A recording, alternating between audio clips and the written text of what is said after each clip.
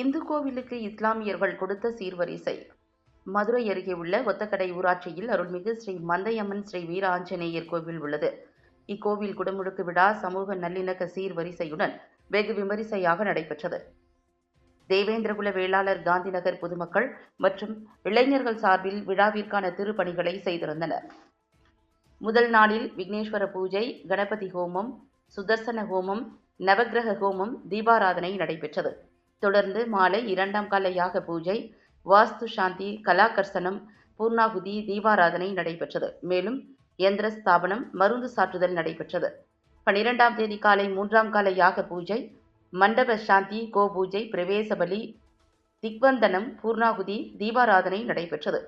தொடர்ந்து யந்திர ஸ்தாபனம், மருந்து சாற்றுதல் நடைபெற்றது. காலை யாத்ரா தானம், கடம் புறப்பாடு நடைபெற்றது. வேத விற்பனர்கள் மந்திரங்கள் முழங்க கும்பத்திற்கு அபிஷேகம், தீபாராதனை நடைபெற்றது. அதைத் தொடர்ந்து மந்தையம்மனுக்கு பால், பன்னீர், இளநீர், விபூதி, திருமஞ்சனம் என பல்வேறு அபிஷேகம் நடைபெற்று தீபாராதனை நடைபெற்றது. குடமுழுக்கு விழாவில் கலந்து கொள்ள ஒத்தக்கடை மற்றும் சுற்றுப்புற இஸ்லாமியர்களுக்கு கோவில் நிர்வாகிகள் அழைப்பு விடுத்திருந்தனர். இக்கோவில் குடமுழுக்கு விழா அழைப்பை ஏற்று இஸ்லாமிய சமுதாயத்தைச் சேர்ந்த மனிதநேய மக்கள் கட்சியின் மதுரை மாவட்ட துணை செயலாளர் பிலால் ராஜா சீர்வரிசைகளை வழங்கினார்.